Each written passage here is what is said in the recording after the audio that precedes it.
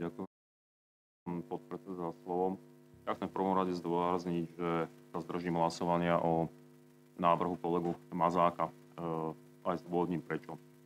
Urobím tak preto, že výroky, za ktoré sa teda podľa názoru kolegu Mazáka má predseda vlády Fico ospravedlniť sudcovi Klimentovi a ktoré má teda podľa názoru pána kolegu Mazáka súdna rada odsúdiť, sa týkali aj spôsobu, akým sudca Kliment rozhodoval v trestnej veci jedného z mojich klientov.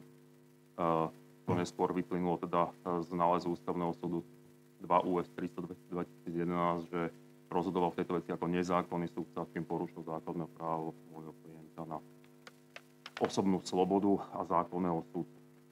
Rovnako zdržanlivý ako pri hlasovaní o tomto návrhu kolegu Mazáka však nebudem ani nemôžem byť v mojich vyjadreniach v rozprave k tomuto programu, keď je demokracia a základné slobody ohrozenie.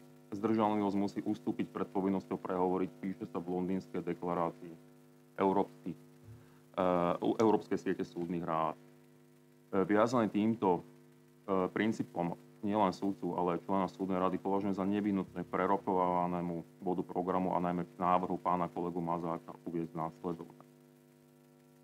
Prvotnou a nespochybniteľnou ústavnou povinnosťou súdnej rady je posilňovanie legitimity súdnej moci. Súdna rada sa preto musí ohradiť voči všetkým aktivitám, ktorými by legitimita súdnej moci mohla byť spochybnená. To však neznamená, že súdna rada nemôže zakročiť v prípadoch, kedy sám sudca svojim konaním spochybňuje pred verejnosťou legitimitu súdnej moci. Práve vtedy si musí súdna rada túto ústavnú povinnosť splniť. Som toho názoru, že práve to je prípad sudcu Klimenta, ktorý viackrát rozhodoval v rozpore s ústavou aj zákonom o osobnej slobode obvinený. Keďže sudca Kliment sa vo svojom vyjadrení pre médiá k tlačovej besede predsedu vlády tejto jeho rozhodovacej činnosti dovoláva právoplatných rozhodnutí. Budem citovať z právoplatných nálezov, ktorými ústavný súd konštatoval, že Senát Najvyššieho súdu, ktorého predsedom alebo členom bol sudca Kliment, v týchto konkrétnych prípadoch porušil základné práva obvinených na osobnú slobodu a zákonného súdu. Prvý prípad 2 US 428 2020. Obvinený súdca, už kolegyňa Pružinec RN sa toho prípadu dotkla. Konštatoval právoplatným nálezom ústavný súd, že základné právo tohto obvineného súdcu na osobnú slobodu a zákonného súdcu bolo porušené. A to bolo porušené tým, to je citát z bodu 110 tohto nálezu, odôvodnenia, že súdca Kliment ako predseda tohto senátu simuloval oznámenie vlastnej zaujatosti, čím znemožnilo, aby sa konalo o námietke zaujatosti, ktorú predtým podal obvinený a odňal tak obvinenému právo na riadny opravný prostriedok voči prípadnému negatívnemu rozhodnutiu o jeho námietke zaujatosti, teda nevylúčeniu súdcu Klimenta. V bode 123 odôvodnenia predmetného nálezu k takémuto postupu súdcu Klimenta ústavný súd uviedol, že, citujem, už samotná skutočnosť úplné ignorovanie podanej námietky zaujatosti zo strany Senátu PT nesie znaky svojvôle. Vysvetlenie tohto postupu podal Najvyšší súd až vo vyjadrení doktora Klimenta ústavnej sťažnosti. Vo svetle úvah ústavného súdu už uvedených sa i toto vysvetlenie javí ako arbitrárne, keďže zvolený postup je v zrejmom rozpore s výslovnými ustanoveniami trestného poriadku a v citovanom náleze ústavný súd právoplatnom uviedol, že porušil Senát Najvyššieho súdu právo obvineného súdcu na osobnú slobodu, keď mu v dôsledku svojho procesného postupu odňal možnosť namietať zaujatosť súdcu Klimenta. Bod 48 odôvodnenia predmetného nálezu, citujem. Ústavný súd zdôraznil, že v takomto prípade je v stávke dôvera, ktorú musia súdy vzbudzovať u tých, ktorí podliehajú ich právomoci. Bod 49 odôvodnenia predmetného nálezu. Toto by asi malo súdnu radu zaujímať, predpokladám, takéto konštatovanie ústavného súdu, keď sa tvárime, že sme ústavný orgán súdcovskej legitimity. A ústavný súd tu ďalej poukázal na to, že námietka zaujatosti obvineného súdcu, o ktorej mal v tomto prípade Najvyšší súd rozhodnúť, nebola abstraktná, keďže 5-členný Senát Najvyššieho súdu následne súdcu Klimenta vylúčil z vykonávania úkonov v inej trestnej veci sudcov obvinených v tzv. Kauze Búrka, a to práve pre jeho výroky na adresu týchto sudcov, ktoré sa týkali aj sudcu obvineného v tomto konkrétnom konaní. Ďalší nález ústavného súdu, právoplatný, keď sa ho teda pán sudca Kliment dovoláva, 3 US 3921. Ústavný súd konštatoval, že Najvyšší súd porušil základné právo obvineného na osobnú slobodu. Ide o bývalého špeciálneho prokurátora. Ústavný súd v bodoch 39 až 40 odôvodnenia tohto nálezu konštatoval, že, citujem, popísané skutočnosti spochybňujú objektívnu nestrannosť sudcu doktora Klimenta. Pri komplexnom zhodnotení Ústavný súd konštatuje, že je na mieste vyjadriť aj pochybnosti o subjektívnej nestrannosti doktora Klimenta. To je pomerne dosť závažné konštatovanie. Pri komplexnom zhodnotení doktora Klimenta vzťahu k prejednávanej veci sťažovateľovi a k prokurátorovi Ústavný súd teda konštatuje, že tento je takej povahy a intenzity, že objektívne vyvoláva pochybnosti o jeho nestrannosti nie len u sťažovateľa, a toto by malo tiež súdnu radu zaujať, ale aj u akéhokoľvek nestranného pozorovateľa, čo môže viesť až k strate dôvery občanov v spravodlivosť. Tak myslím si, že toto je konštatovanie Ústavného súdu pravoplatnom náleze, ktoré by mohlo nás ako súdnu radu zaujať. Ďalší prípad, a pre objektivitu upozorňujem, že ide o prípad môjho klienta, o ktorom rozhodoval pán doktor Kliment, ale je potrebné ho tu odcitovať. Nebudem tam riešiť žiadne svoje subjektívne pohľady, budem citovať z nálezu Ústavného súdu. 2 US 321. Ústavný súd konštatoval týmto právoplatným nálezom, že Najvyšší súd porušil základné právo obvineného na osobnú slobodu a zákonného súdcu. S odkazom na svoj predchádzajúci nález, ktorý som tu už citoval vo veci bývalého špeciálneho prokurátora, z ktorého teda Ústavný súd v bodoch 26 a 27 odôvodnenia konštatoval, že, citujem, synergetické kontextuálne vnímanie existencie príbuzenského vzťahu k prokurátorovi, proaktívne neoznámenie jeho možného vylúčenia z vykonávania úplného trestného konania pre príbuzenský pomer k prokurátorovi, ako aj v napadnutom uznesení Najvyššieho súdu nereflektovanie argumentácie sťažovateľa týkajúce sa nezákonného postupu jeho synovca má podľa Ústavného súdu značnú relevanciu a intenzitu. Popísané skutočnosti spochybňujú objektívnu nestrannosť doktora Klimenta. A práve toto zdanie je z ústavného hľadiska neprípustné. Pri komplexnom zhodnotení vzťahu súdcu doktora Klimenta k prokurátorovi doktorovi Repovi, tak Ústavný súd konštatuje, že tento je takej povahy a intenzity, že objektívne vyvoláva pochybnosti o nestrannosti nie len u sťažovateľa, ale aj u akéhokoľvek nestranného pozorovateľa, čo opäť môže viesť k strate dôvery občanov v spravodlivosť. Koniec citátu. Druhýkrát to pánovi doktorovi Klimentovi Ústavný súd povedal právoplatným nálezom. Zjavne teda ho to nejakým spôsobom asi nezaťažilo, pretože z tohto, čo som citoval, je zrejme, že pán sudca Kliment rozhodoval veci, ktoré bol činný jeho synovec prokurátora, aj potom, ako mu už Ústavný súd trestné veci iného obvineného, bývalého špeciálneho prokurátora, vytkol, že jeho príbuzenský vzťah s prokurátorom, doktorom Repom je takej intenzity, že zakladá nielen jeho nezákonnosť, ale môže dokonca viesť až k strate dôvery občanov v spravodlivosť. To je podľa mňa predmet, ktorý má a pôsobnosť, teda zaujať súdnu radu, je to jej pôsobnosť. To však teda nie je všetko. Sudca Kliment tento záväzný právny názor Ústavného súdu nerešpektoval ani druhýkrát, čo mu bol vytknutý tento postup, a v rozpor s citovaným nálezom 2 US 321, podľa ktorého nie je v trestnej veci teda obžalovanou zákonným sudcom, rozhodol meritorne tak, že tohto obžalovaného uznal vinným a uložil mu trest odňatia slobody vo výmere 10 rokov a 6 mesiacov a trest prepadnutia majetku. Ani to však nie je všetko.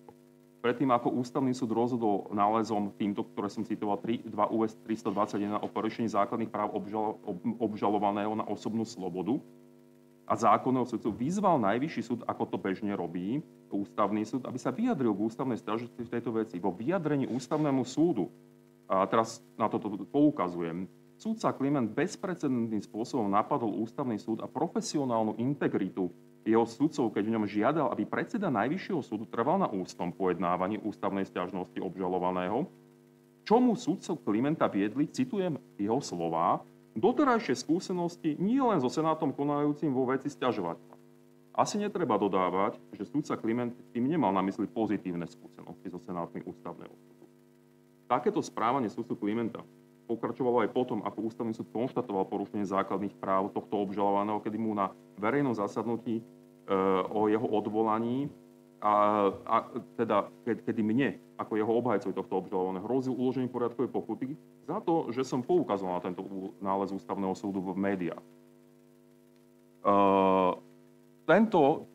Čo tiež sa dotýka pôsobnosti súdnej rady, je veľmi zaujímavé, že ešte ako advokát v čase, kedy som nebol členom súdnej rady, som podal podnet kolegovi Mazákovi, v tom čase ešte predsedovi súdnej rady, kde som ho upozornil na to, že takéto konanie je možné disciplinárne previnenie súdcu a zásah do povinnosti advokáta a obhajcu Na čo mi teda pán kolega Mazak, v tom čase predseda súdnej rady, odpísal, že to odstupuje k predsedovi Najvyššieho súdu, lebo on v tom konať nebude.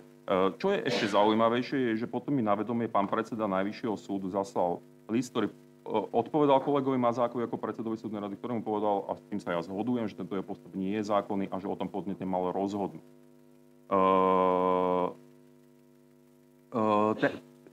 Tieto okolnosti teda nadobúdajú úplne iný rozmer vo svetle vyjadrenia kolegu Mazáka z ostatných dní, že je priateľom sudcu Klimenta. A to je veľmi ako keby zaujímavé, hej, že takto konalo podnete v prípade, kedy mu advokát a obhajca avizuje, že sa mu sudca vyhrážal za to, že poukazuje na nález ústavného súdu.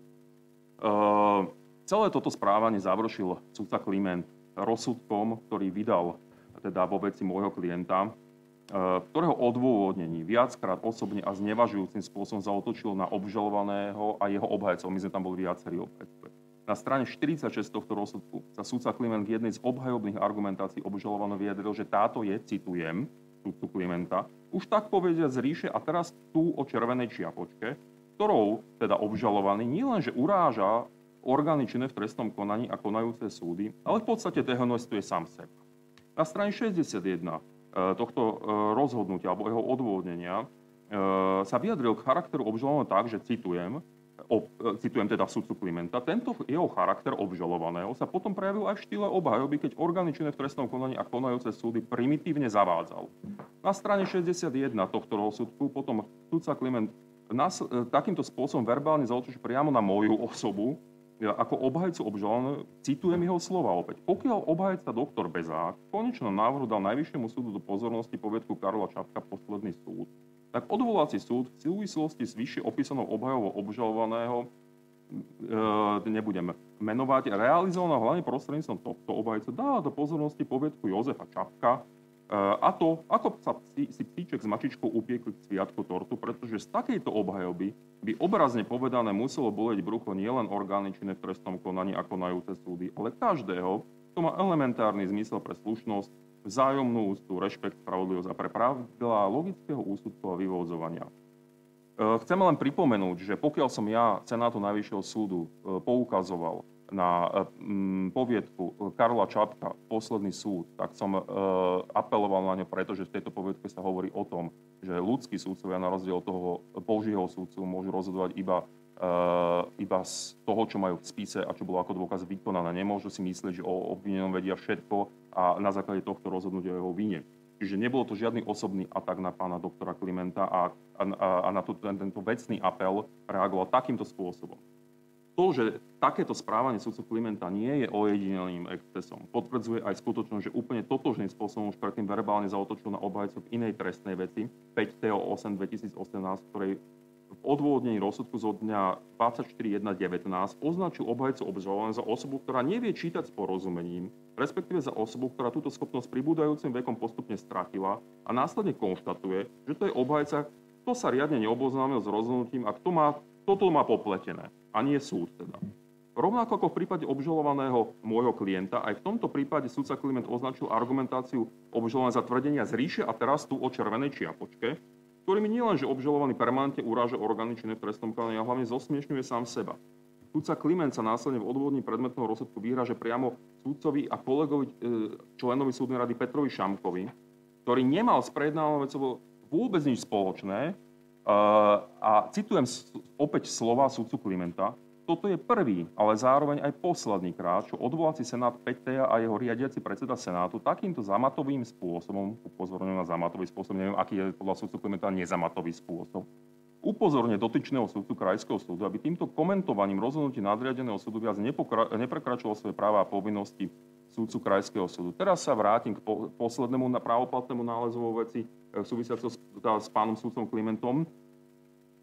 To, že takéto výhrážky si sudca Kliment neodpustil ani vo veci, ktorej ústavný súd ostatne právoplatným nálezom 1 US 74 2023 konštatoval, že Najvyšší súd porušil základné právo na osobu slobodu obvineného tým, že o jeho väzbe rozhodol skôr, ako bolo právoplatné rozhodnuté o námietke záležitosti, ktorú obvinený zniesol voči sudcovi Klimentovi a zdôraznil, že citujem z bodu 98 odôvodnenia predmetného nálezu, ohľadom na všetky okolnosti sa javí, že zo strany uvedeného Senátu ide skôr o nezáujem ako o neschopnosť porozumieť východiskám predmetom rozhodnutí Ústavného súdu, ktoré boli formulované zrozumiteľne a dostatočne určito. Toto rozhodnutie Najvyššieho súdu o osobnej slobode obvineného, ktoré bolo Ústavným súdom pre neústavnosť zrušené, bolo tým rozhodnutím, ktoré po jeho vyhlásení sudca Kliment označil za ten povestný zdvihnutý prst všetkým tým, ktorí by chceli pokračovať v trende kriminalizácie OČTK a súdov. Toto konštatovanie sudcu Klimenta označil Ústavný súd v bode 55 odôvodnenia nálezu, ktorého som citoval, ako komentovanie veci a osoby obvinenia, ktoré nebolo zdržanlivé, vecné ani odborné. Netreba opomenúť, že sudca Kliment hrozil zdvihnutým prstom za spochybňovanie práce OČTK obvinenému, ktorý bol advokát a ktorého zákonnou povinnosťou je spochybňovať činnosť OČTK, pokiaľ vykazuje prvky nezákonnosti. Takto formulovaná hrozba sudcu Klimenta sa preto dá považovať za hrozbu, ktorá bola adresovaná advokácii ako celku. Z toho, čo som teraz uviedol, je zrejme, že porušenie základných práv, ktoré konštatoval Ústavný súd v citovaných nálezoch, nie je akýmsi malým porušením ústavy, ako to zvykne zľahčovať kolega Mazák, pokiaľ v médiách diskutuje o porušení základných práv sudcom Klimentom a úradom špeciálnej prokuratúry v období, kedy na jeho čele stal Daniel Lipšic. Ide o základné piliere conditio sine qua non demokratického a právneho štátu. V prípade osobnej slobody ide dokonca o najvýznamnejšie základné právo, do ktorého môžu štátne orgány legálnym spôsobom zasiahnuť od doby, kedy bol v roku 90 v Československu zrušený trest smrti. Zároveň je potrebné dodať, že ide o porušovanie základných práv, ku ktorému dochádzalo tým istým sudcom opakovane po upozornení ústavným sudcom a v priebehu krátkeho časového obdobia. Pokiaľ sa sudca Kliment cíti byť dotknutý tým, že bol v rámci kritik označený za súčasť organizovanej skupiny, tak je mu potrebné pripomenúť, že to nebol súčasný predseda vlády Robert Fico, ale jeho priateľ Daniel Lipšic, ktorý na sociálnej sieti verejne priznal existenciu akéhosi spoločenstva s veľkým S, ktoré je tvorené niekoľkými operatívcami, vyšetrovateľmi, prokurátormi a sudcami a je jediné na Slovensku spôsobilé zabezpečiť spravodlivosť. Rovnako je potrebné sudcovi Klimentovi pripomenúť, že sám vstúpil do politického ringu svojimi zaujatými vyjadreniami, ktoré počas svojej kandidatúry na funkciu generálneho prokurátora poskytol médiám vo vzťahu k viacerým obvineným, o ktorých neskôr ako sudca rozhodoval. A preto je aj povinný zniesť o mnoho vyššiu mieru kritiky, než je tomu u iných sudcov. Ja tu aj mám tie vyjadrenia sudcu Klimenta, ale nebudem tu na súdnu radu s nimi zdržiavať, ale sú vám všetkým k dispozícii. Škoda, že tu není kolega Mazák, ktorý navrhol tento bod programu, pretože by som bol veľmi rád, aby nám ako kolektívnemu orgánu a všetkým občanom objasnil, akým spôsobom môže kritika takéhoto konania konkrétneho sudcu zasahovať do nezávislosti súdnej moci a za čo sa má vlastne kritika takéhoto konania tomuto sudcovi ospravedlňovať. Naozaj netuším. To znamená, že ja za žiadnych okolností takýmto návrhom nemôžem súhlasiť. Hlasovať o ňom z týchto dôvodov nebudem, ktoré som uviedol, a budem hlasovať pozitívne. To avizujem u návrhu, ktorý predniesol kolega doktor Fečík, a to z jednoduchého dôvodu, ktorý už ozrejmil aj kolega Majerník, že jednoducho takýto návrh je objektívny, vecný, dotýka sa en bloc akýchkoľvek konaní, ktoré by zasahovali do nezávislosti súdnej moci. Nie je to návrh, ktorý by bol charakterovo ako podobný návrhu kolegu Mazáka, ktorý evidentne proste selektívne iba politicky opäť útočí na jednu skupinu výrokov bez toho, aby reflektoval proste výroky iných politických činiteľov, ktorí sú buď jeho priateľmi, alebo ktorými on súzne. Ďakujem pekne. Ďakujem. V rozprave udelujem slovo pani doktor